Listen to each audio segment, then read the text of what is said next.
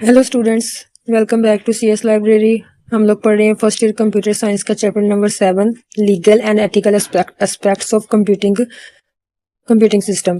ठीक है, जिसमें लास्ट वाले लेक्चर में हम लोगों ने पढ़ा था सिक्योरिटी थ्रेट्स और प्राइवेसी थ्रेट्स के बारे में। ठीक है, कि किस तरह से हमारा जो ऑनलाइन डाटा है वो सिक्योर नहीं होता और किस तरह हमारी फाइनेंशियल इंफॉर्मेशन जो है वो हैक हो जाती है और हमें ऑनलाइन सिक्योरिटी नहीं मिलती। उसके लिए हमें कुछ प्रिवेंशन टेक्निक्स को फॉलो करना चाहिए। ठीक है, कि किस तरह हम इन सिक्योरिटी थ्रेट से बच सकते हैं। उसके लिए कुछ टेक्निक्स हैं। ठीक है, सबसे पहले है हमारे पास स्पैम फिल्टर्स। स्पैम फिल्टर्स क्या होते हैं?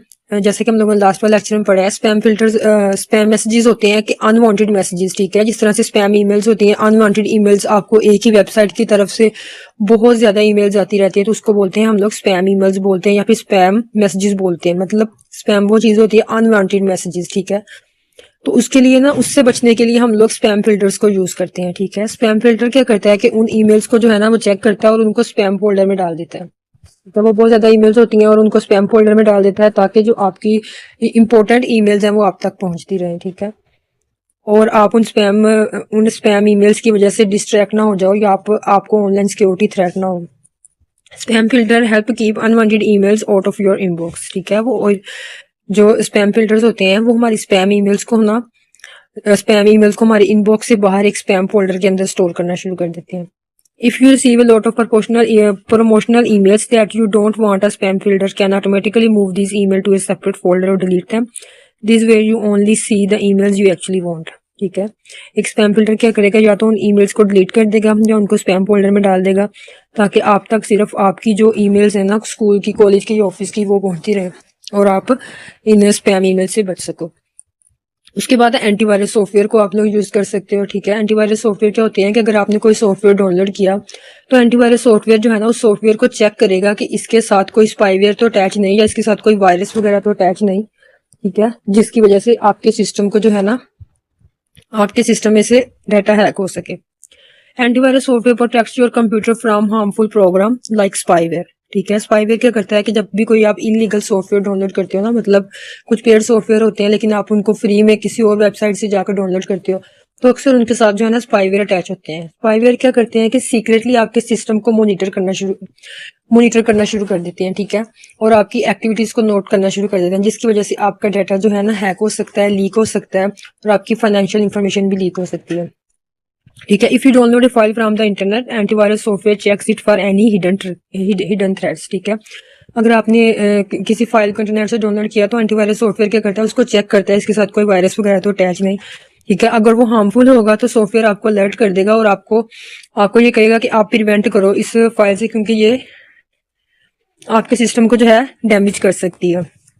ठीक है, ये काम होता है एंटीवायरस सॉफ्टवेयर का, कि जब भी आप इंटरनेट से कोई चीज डाउनलोड करोगे तो एंटीवायरस सॉफ्टवेयर उसको चेक करेगा कि ये फाइल हार्मफुल तो नहीं, या फिर सॉफ्टवेयर कोई भी किसी भी चीज को जब आप डाउनलोड करते हो। उसके बाद है कुकी मैनेजमेंट। ये क्या होता है? Cookies are small files stored on your computer by websites. ठीक है, ये क्या होती है कि एक स्मॉल फाइल्स होती हैं जो कि वेबसाइट आपके ब्राउजर के अंदर ही स्टोर करता है ताकि आपको सिस्टम को बार बार लॉग इन ना करना पड़े।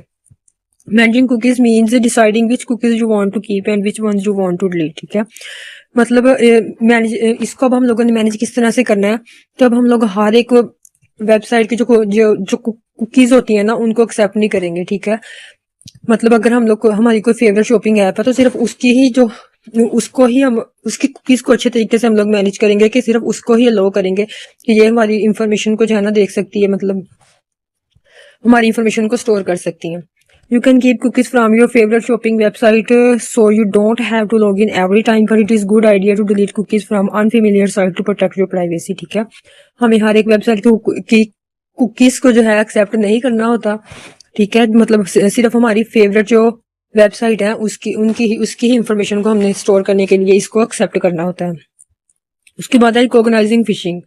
फिशिंग का मतलब ये होता है कि कोई आपको इस तरह का लिंक रिसीव होता है कि जो कि आपको लगता है कि ये आपकी बैंक की तरफ से है या आपकी ऑर्गेनाइजेशन की तरफ से, लेकिन एक्चुअली में वो क्या होता है, एक फिशिंग अटैक होता है। मतलब लोग जो है ना आपको अट्रैक्ट कर रहे होते हैं कि आप इस लिंक के ऊपर क्लिक करो। जैसे ही आप क्लिक करके अपनी इंफॉर्मेशन उसके ऊपर पुट करते हो तो आपका जो भी क्रेडिट कार्ड्स वगैरह या आपके अकाउंट्स वगैरह हैक हो जाते हैं।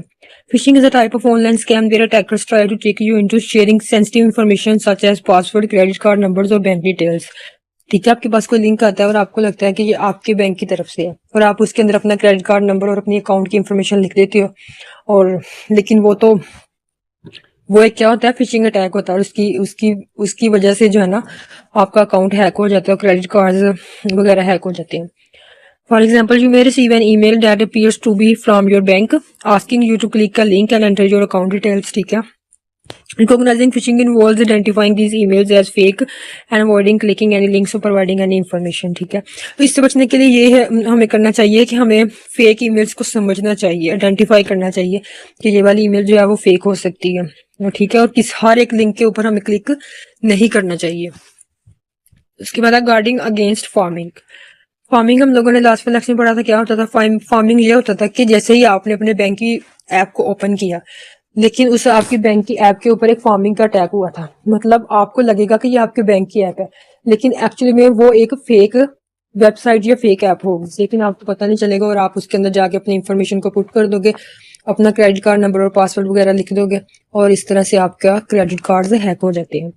Pharming is when attackers redirect you from a legitimate website to a fake one to steal your information. ठीक है, कि आपको फार्मिंग अटैक में ये होता है कि आप अपनी रियल ऐप से जो है ना फेक वेबसाइट की तरफ, फेक ऐप की तरफ रीडायरेक्ट हो जाते हो, आपको पता भी नहीं चलता। For example, if you type in the URL for your bank's website, pharming can send you to a fake website that looks just like your bank site. ठीक है, कि आप अपने बैंक का जो है ना URL लिख रहे थे, लेकिन फार्मिंग ने आपको एक ऐसे फेक वेबसाइट का लिंक सेंड किया जो कि आपकी बैंक की वेबसाइट की तरह ही दिखता था और आपने उसके ऊपर क्लिक कर दिया। To guard against pharming always check that the website address is correct. ठीक है, तो इससे बचने के लिए हमें ये करना चाहिए कि अपने बैंक के URL के एड्रेस को अच्छे तरीके से देखना चाहिए। ठीक है, कि क्या ये वही एड्रेस है, वही URL है। तो इससे हमें बचने के लिए यही कर सकते हैं कि अपने बैंक के URL को अच्छे तरीके से चेक करें और हर एक लिंक पर क्लिक ना करें। ठीक है, आज का लेक्चर अगर आपको अच्छा लगा हो तो हमारे चैनल को लाइक शेयर और सब्सक्राइब जरूर करें। Keep learning, keep growing. Thank you.